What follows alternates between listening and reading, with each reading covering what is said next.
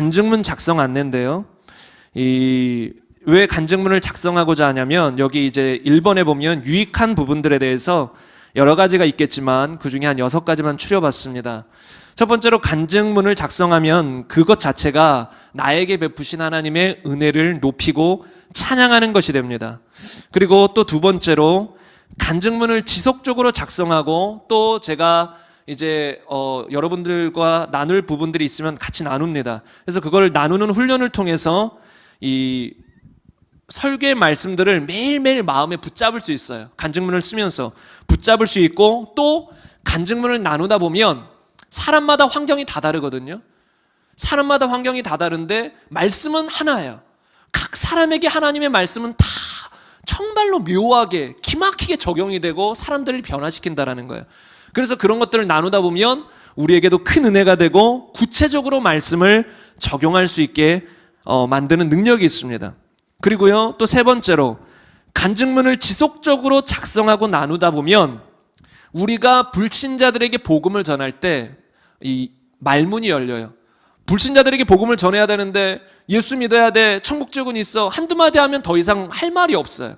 그런데 이 작성하는 훈련을 자꾸 하다 보면 누구를 만나도 예수님을 증거할 수 있고 나의 삶의 역사한 주님을 나타낼 수 있는 그런 것들을 자연스럽게 말할 수 있다는 겁니다. 그래서 복음을 담대하게 증거하는 복음의 사역자들로 훈련될 수 있습니다. 그리고 네 번째로, 제가 이제 필요에 따라서 간증문을 이 앞에서 나눌 거예요. 제가 직접 부분적으로 인용해서 나눌 수도 있고요. 어떤 경우는 여러분들 전체를 나눌 경우는 여러분들에게 제가 미리 혹시 이번 주일날 간증문을 나눠주실 수 있겠냐고 하면 여러분이 동의하시면 하고, 아니면 제가 읽어도 됩니다. 그래서 또 여기 서면 유튜브로 나갑니다. 그래서 부담되시는 분은 유튜브 영상에 안 나오도록 옆에 앉으셔서 읽으셔도 상관은 없습니다.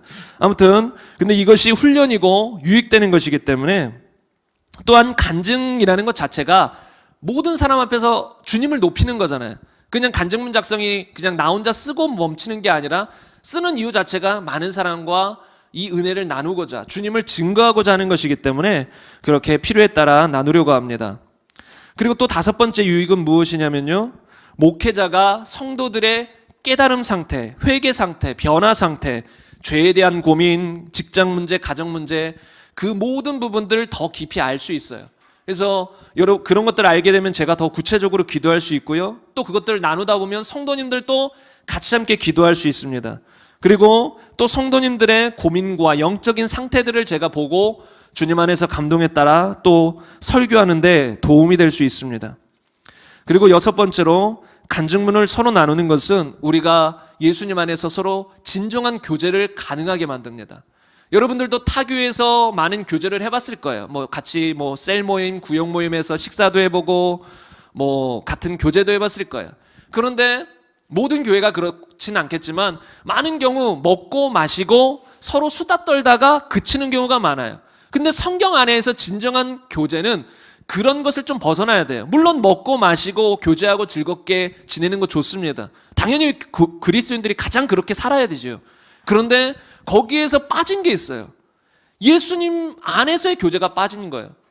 교제하는데 오늘 어떤 말씀을 읽었어, 이번 주 설교를 들었는데 이런 부분이 마음에 와닿았어, 회개했어, 그런데 이런 부분이 아직 변화가 안 돼, 같이 기도해줘. 이런 교제가 이루어져야 되거든요.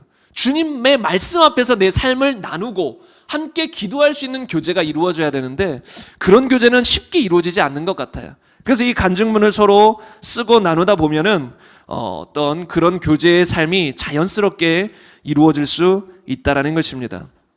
제가 오늘 설교할 것도 많기 때문에 제가 이 나눠준 유인물을 여러분이 참고해 주시고요. 이제 간단히만 이제 얘기하고 넘어가겠습니다. 그리고 2번 두 번째 페이지 보시면 간증문 작성 방법은 간단합니다. 앞으로 추가적으로 더 양식이 생길 수는 있겠지만요, 우선은 이름과 작성하신 날짜만 적으시면 됩니다. 그리고 간증문에 포함되면 유익한 내용들은 다음과 같습니다. 우리가 말씀을 듣거나 또 말씀을 읽을 때 깨달은 내용, 또는 은혜 받은 내용, 회개한 내용, 변화된 생각과 마음, 삶의 모습, 다른 말로 이전의 삶과 이후의 삶이 어떻게 바뀌었고 이전의 생각과 마음과 이후의 생각과 마음이 어떻게 바뀌었는지 그런 것들을 나눠주시면 되고요. 또 마지막으로 주님 앞에서 앞으로 어떻게 살아갈지 주님 앞에서의 결단의 내용이 들어가도 좋습니다. 또 응답이나 치유받은 내용, 그 밖에 여러 가지 내용들이 다 들어갈 수 있습니다. 그래서 이런 내용들을 생각하시면서 간증문을 작성하시되 꼭 다 포함되어야 되는 건 아니에요. 그러니까 너무 얽매이면서 이거 하나하나 다 적어야 돼가 아니에요. 그냥 진솔하게 쓰시면 된다라는 것입니다. 그리고 세 번째로, 처음에는 간증문 작성하는 것이 아마 귀찮고 힘들 수도 있어요. 그럼에도 불구하고 여러분이 이 간증문을 작성하는 것은 큰 유익이 있기 때문에 한번 여러분이 도전해 보시고, 또 중요한 건 성령님이 여러분 가운데 인도하신다면, 간증문을 작성하고자 하는 마음을 주신다면 거절하지 마시고 작성하시기를 바랍니다. 또 간증될 만한 사항이 없을 수도 있어요. 회개한 것도 없고 회개한 것도 깨달은 것도 없고 변화된 것도 없고, 그러면 그냥 한두 줄 진솔하게 적으시면 돼요. 말씀을 들었는데 아직 와닿는 게 없다. 머리로는 이해가 되는데 마음으로 와닿지 않는다. 분명히 마음에 찔림은 있는데 회개하기가 어렵다. 또는 오늘 말씀 듣는 가운데 아니면 성경을 읽는 가운데 눈물이 났다. 왜 나는지 모르겠다. 이렇게 간단하게 진솔하게 적으시는 것부터 시작하셔도 된다라는 것입니다. 그래서 이렇게 적다 보면 나에게 역사하신 주님의 은혜들을 발견하게 되고, 또 자기가 자기의 삶을 돌아보게 되고, 말씀 앞에 서는 훈련이 될 수 있다라는 것입니다. 그리고 다음 페이지로 넘어가서 세 번째를 보면요, 간증문 제출 방법은, 첫 번째는 이제 기본적으로 매주 작성해서 제출하는 훈련이 저는 좋다고 봅니다. 매주 이게 훈련 차원에서 매주 써서 제출하는 것이 좋지만 꼭 작성해야 되는 건 아니에요. 그리고 전혀 부담 가질 필요도 없습니다. 마음이 없고 바쁘시면 꼭 이런 것에 부담 가질 필요는 없어요. 제가 며칠 전에 어떤 분과 통화를 했었는데, 아마 서울에 이 경기도 좀 위쪽에 사시던 분이었는데, 이제 그분이 교회에서 어떤 훈련을 해요. 이제 교회에서 여러 가지 교육과 훈련들이 있잖아요. 근데 그 교육을 하는데, 그 교육을 이수해야만 뭔가를 할 수 있었어요. 교회에서 봉사를 할 수 있었어요. 그래서 봉사하고 싶은데 교육을 이수 안 하면 봉사를 못 하는 거예요. 그래서 그 교육에 참여를 했는데 너무 힘든 거예요. 너무 쫓기는 거예요. 그 교육을 받다 보면 여러 가지 독후감도 써야 되고 뭔가 숙제들도 있고 해야 될 것들이 많다 보니까 그것들을 하루하루 해나가는데 너무 삶이 쫓기는 거예요. 정작 뭘 놓쳤냐면 예수님을 놓쳐버린 거예요.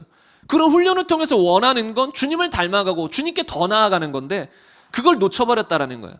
혹여나 간증문이 그런 부담이 되고 주님을 놓치는 게 되면 차라리 안 해버리는 게 나아요. 그런 건 의미가 없어요. 그런데 그게 아니라면, 또 마음에 감동을 주신다면 그냥 작성하는 것이 유익이 될 줄로 믿습니다. 그래서 간증문 제출은 이 주사랑교회 홈페이지에 들어가시면 제가 게시판 하나를 만들어 놨어요. 간증이라는 게시판과 간증문 제출이라는 게시판을 만들었는데요, 제출이라는 게시판에 넣으셔야 돼요. 간증이라는 게시판에는 어차피 못 올려요. 저만 올릴 수 있게 해놨어요. 그래서 그곳에는 성도님들의 간증들 중에 제가 봐서 필요에 따라서 올릴 것이 있으면 제가 올리는 공간이고요. 아무튼 간증문 제출란에 작성해 주시면 됩니다. 그래서 기본 설정은 비공개예요. 여러분이 공개로 바꾸지 않는 이상 아무도 못 보는 비공개예요. 여러분이 공개로 하셔도 상관없지만 혹여나 모르기 때문에 제가 비공개로 설정해 놨습니다. 그리고 홈페이지에 제출하기 어려우신 분은 교회 이메일이나 저기 교회 뒤쪽에 헌금함이 있습니다. 그래서 수기로 작성하셔서 이렇게 헌금함에 넣어주셔도 무관합니다. 그래서 그렇게 작성해 주시면 좋겠고요. 주사랑교회 홈페이지와 이메일 주소는 유인물에 제가 이렇게 기록하고 있습니다. 그리고 네이버에 평택 주사랑교회 치면 홈페이지도 나오고 다 나옵니다.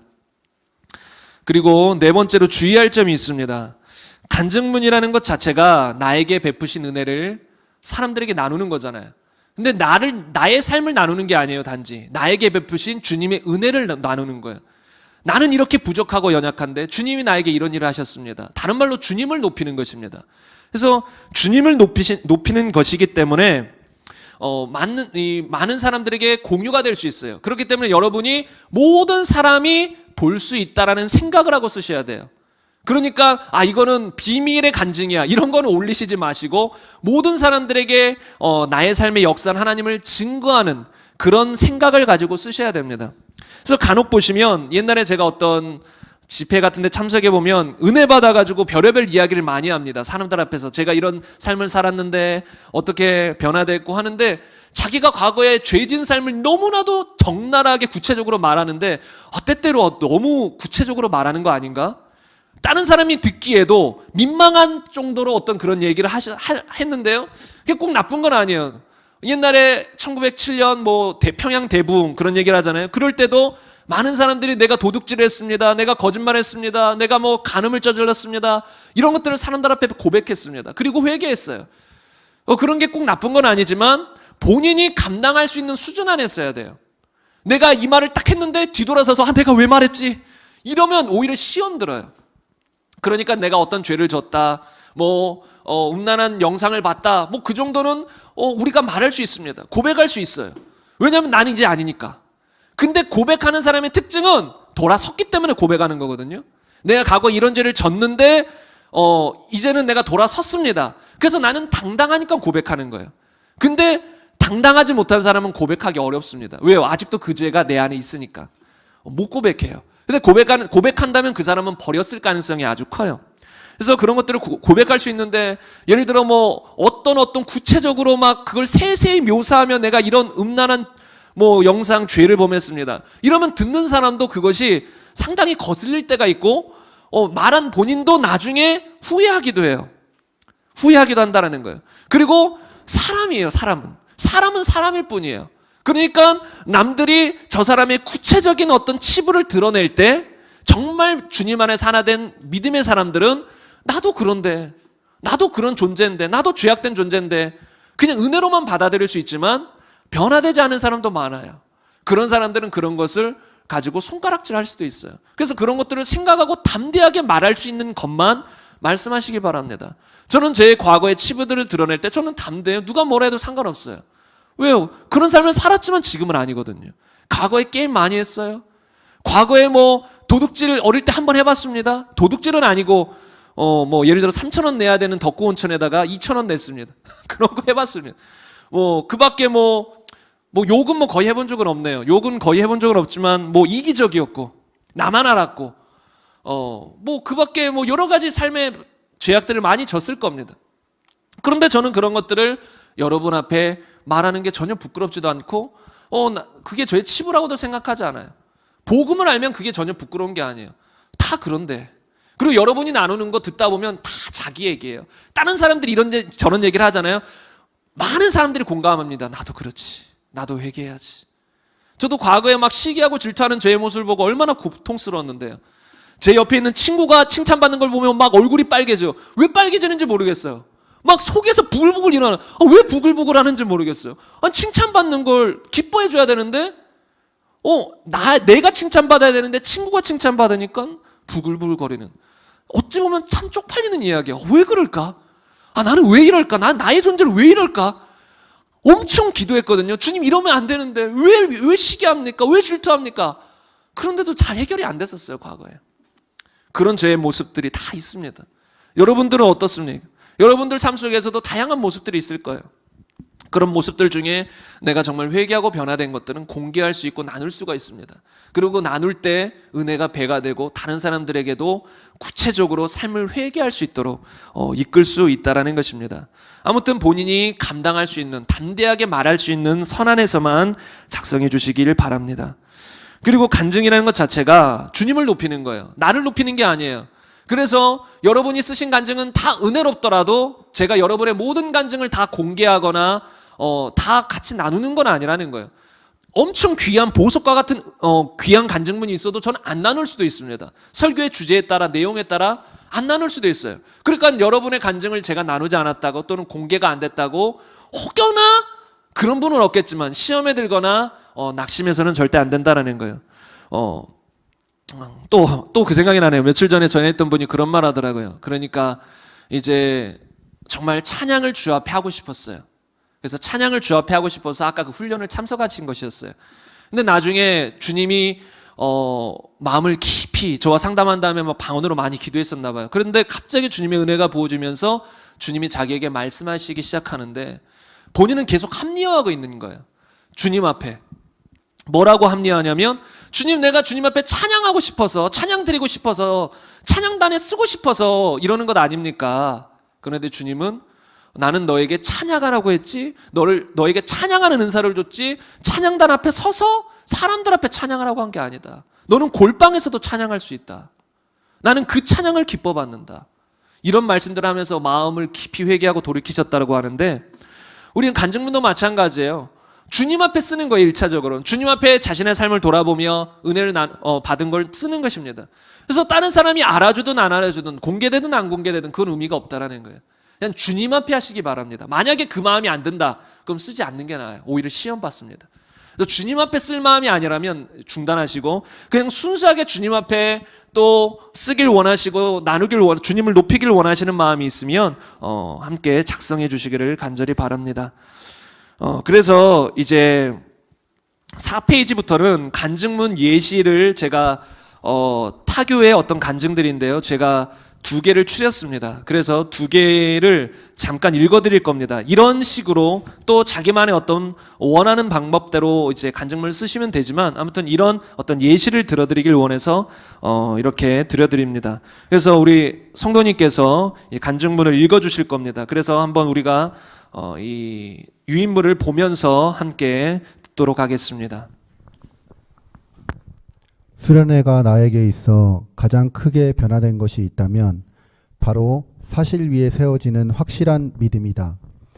우리의 믿음이 흔들리는 것도, 우리가 예수님께 쉽게 굴복하지 못하는 것도 원인은 우리의 믿음이 부활이라는 역사적인 사실 위에 세워져 있지 않기 때문이다. 예수님을 정확하게 믿기 전까지 내겐 많은 믿음의 굴곡들이 있었다. 특히 경제적인 어려움이 올 때마다 나의 믿음은 여지없이 흔들렸다. 하나님의 말씀보다는 상황과 환경이 더 커 보였고, 하나님의 말씀에 대한 믿음보다 상황과 환경에 대한 염려로 가득 차게 되었다.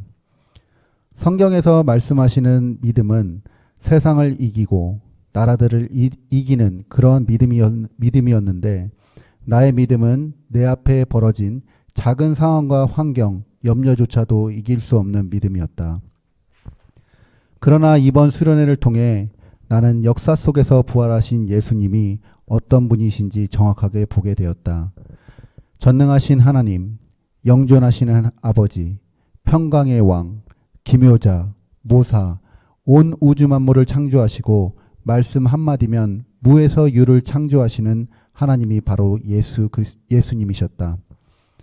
그리고 구약 성경의 예언의 성취를 통해서 성경의 모든 말씀이 다 사실이고 1.1핵도 땅에 떨어지지 않고 반드시 다 이루어지는 말씀이라는 것도 확인하게 되었다. 이렇게 부활하신 예수님 앞에 정확하게 서는 순간 나는 상황과 환경에 흔들리지 않을 수 있게 되었다.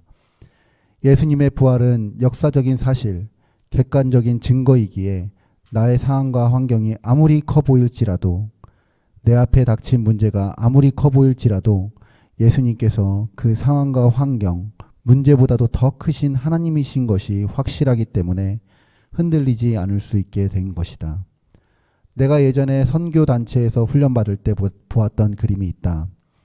기차 그림과 피라미드 그림이었는데, 믿음이라는 기차가 있다면 그 기차를 끌고 가는 동력차가 바로 사실이고 그 뒤를 따라오는 것들이 믿음과 감정이었다.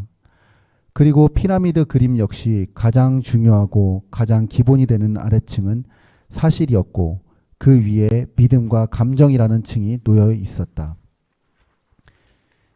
이 그림들이 뜻하는 것은 믿음은 부활이라는 역사적인 사실 위에 세워져야 한다는 것이다.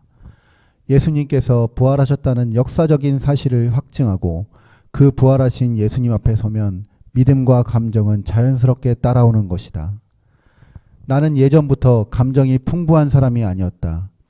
그래서 예수님을 믿을 때도 감정적인 부분에 대해서 고민하고 눌리는 부분이 많이 있었다. 다른 사람들은 울면서 예수님을 영접하거나 또는 감격하며 예수님을 만난 사실을 전하는데 나는 눈물이 나지 않아 내 믿음이 잘못된 것 아닌가 하는 생각을 많이 했고, 사실이나 믿음보다는 감정이 나의 가장 큰 초점이 될 때도 많이 있었다. 나의 믿음이 기준 혹은 구원의 기준이 감정의 유무에 있는 것처럼 생각할 때도 있었다. 그러나 나는 부활하신 예수님을 만나고 더 이상 이런 감정과 느낌에 휘둘리지 않게 되었다. 감정이라는 것은 사실과 믿음 뒤에 자연스럽게 따라오는 것이다. 이것이 부활하신 예수님 앞에 정확하게 섰을 때 따라오는 부산물이지, 이것이 믿음의 근거나 기준이 될 수 없다는 것이다. 내가 감정이 좀 부족할지라도 내가 정확하게 예수님의 부활이라는 역사적인 사실 앞에 이 부활하신 예수님을 만나게 되고, 내가 그동안 예수님을 믿지 않았던 죄를 회개하고 이 예수님을 나의 주, 나의 하나님으로 영접한다면 나는 구원을 받은 것이다. 목사님께서 수련회 동안 나의 감정과 느낌을 의지하지 말라고 하셨는데 그 말씀이 무엇인지 정확하게 알게 된 것이다. 예수님께서는 누구나 믿을 수 있게 부활이라는 확실한 증거를 역사 속에 못 박아 놓으셨다. 이 사실은 상황과 환경, 감정, 느낌, 그 어떤 것도 흔들 수 없는 확실한 것이다. 우리에게 너무나도 쉽고 분명하고 확실한 증거를 주신 하나님께 찬양과 영광을 돌린다. 아멘. 하나만 더 보도록 하겠습니다. 간증문 예시 두 번째입니다. 주권에 대한 말씀을 들으면서 나를 위해 사는 것이 얼마나 무서운 죄인지를 인지하게 되었고, 예수님이 나의 주인이 되셨다는 사실이 얼마나 감사하고 축복된 일인지도 알게 되었다. 시간이 지나면서 예수님을 믿지 않는 것이 죄라는 말씀과 회개하는 말씀이 선포되었다. 많은 지체의 간증들 같이 나 또한 그동안 매 순간 예수님을 주인으로 인정하지 못한 것이 근원적인 죄였다는 사실을 잘 인지하지 못했고, 예수님을 내 주인으로 모시지 못해 일어났던 많은 죄의 열매들만을 회개하였기에 예수님을 내 주인으로 모시지 못하고 내가 왕자에 앉아서 살았던 것들을 회개하고 싶었다. 목사님께서 마음의 보좌에서 예수님을 밀치고 예수님의 자리에 내가 앉아있는 그림을 그리실 때마다 나는 내 실상을 정확하게 보았기에 가슴을 치며 통회하고 싶었다. 그런데 이상하게도 마음은 간절한데 통회가 잘 되지 않았다. 마음만 답답할 뿐이었다. 계속해서 목사님께서 에베소서 2장 2절에서 3절 말씀을 하셨는데 그 말씀을 묵상하면서 나는 내 삶의 현실을 그대로 볼 수 있었다. 마귀를 따라 육체와 마음이 원하는 것을 하며 여전히 세상을 사랑하고 있는 내 모습을 보았다. 이젠 하나님 앞에 더 이상 무엇을 더 알아야 할 것이 남아있지 않다고 생각되었기에 온전히 통회하며 회개할 수 있도록 도와달라고 성령님께 의뢰하게 되었다. 그 후 며칠이 지나도 마음에서 회개가 되지 않았다. 통회하며 회개하고 싶어도 마음처럼 되지 않아 답답해하는 가운데 성령께서는 로마서 14장 7절에서 9절 말씀을 가지고 내 마음을 자꾸만 두드리고 계셨다. 하루 종일 이 말씀이 내 마음에서 떠나지 않았고 성령께서 그 말씀으로 내 마음을 계속 찔러주고 계신다는 것을 알 수 있었다. 이를 위하여 그리스도께서 죽었다 다시 살아나셨으니 곧 죽은 자와 산 자의 주가 되려 하심이라. 로마서 14장 9절 말씀. 이를 위하여 그리스도께서 죽었다가 다시 살아나셨으니 이 말씀이 계속 내 마음을 찌르고 계셨다.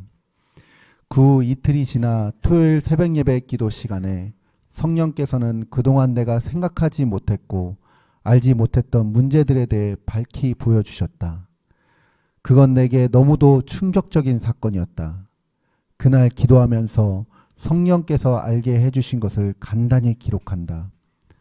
나는 그날도 통회하며 회개하고 싶다고 기도를 하고 있었다. 정말 중심으로 회개하고 싶었고 그 마음이 내게 간절함으로 가득 차 있었기 때문이다. 그런데 갑자기 성령께서는 요한복음 20장 28절 말씀에서 도마의 고백을 생각나게 하셨다. 십자가에서 죽으시고 3일 만에 부활하신 주님을 만났을 때 도마는 예수님께 나의 주, 나의 하나님이라고 고백했다. 나 또한 그동안 얼마나 많이 주님께 나의 주, 나의 하나님이라고 고백했는지 모른다. 그런데 너무도 충격적인 것은 도마가 예수님께 나의 주, 나의 하나님이라고 고백한 것과 예수님께서 그동안 너무나도 많이 고백했던 나의 주, 나의 하나님이라는 고백이 다른 것이라는 사실이었다. 예수님께서 내 죄 때문에 십자가에 돌아가셨다는 것은 알았지만 과거 나 역시 죄를 생각할 때 로마서 1장 28절에서 32절 말씀과 같이 죄의 열매들만을 죄라고 생각했고 죄의 열매들에 대해서만 회개해왔다. 그러나 성령께서는 이번에 선포된 요한복음 16장 9절 말씀과 로마서 14장 7절에서 9절 말씀을 통하여 죄는 예수님을 주인으로 모시지 않는 것을 정확하게 알게 해주셨고 로마서 14장의 말씀과 같이 예수님이 십자가에서 죽으시고 부활하신 이유는 나의 주인이 되기 위해서였다는 것을 알게 해주셨다.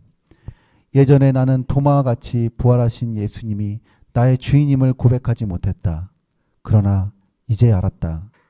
부활하신 주님께서 내 앞에 나타나셨을 때 내게 가장 하고 싶으셨던 말씀을 로마서 14장 7절에서 9절 말씀과 같이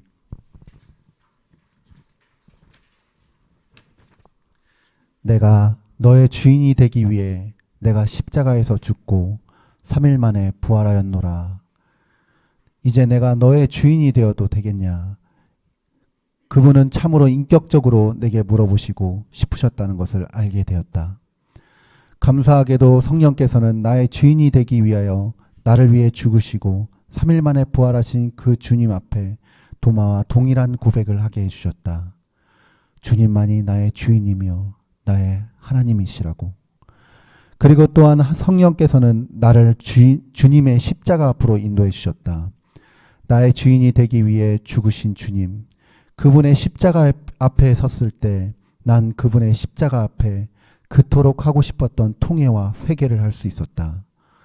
나를 위해 죽으신 주님, 내가 죽인 예수님, 그분의 십자가 앞에 섰을 때 나는 주님의 십자가의 죽음에 대한 책임을 면할 길이 없었고 그분의 십자가 앞에서 통회하며 회개할 수밖에 없었다.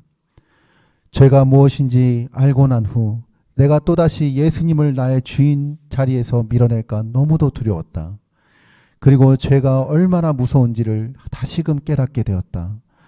다른 것은 다 잊어도 주님이 나의 주인 되신 만큼은 죽는 그날까지 잊지 말아야 한다는 것을 이제 알았다.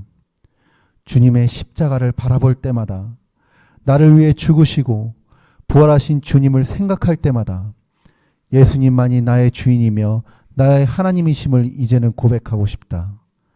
어둠 가운데 여전히 내가 주인 되어서 나만을 위해 살던 나의 실상을 보게 하시고 주님을 나의 주인이며 나의 하나님으로 고백해 주신 하나님께 감사와 영광을 돌려드린다. 아멘. 아멘. 조금 내용이 길었지만 쭉 읽다 보면 전 또 읽다 보면서 저도 은혜가 되네요. 그리고 이제 간증의 한 구절 한 구절이 또 설교 같고 또 우리의 마음을 찌르는 내용이 된 줄로 믿습니다. 그래서 이렇게 간증을 작성하고 나누다 보면 그것 자체가 또 설교의 한 부분이 되고 또 그것 자체가 우리의 삶을 구체적으로 보게 만들고 회개케 만든다라는 것입니다.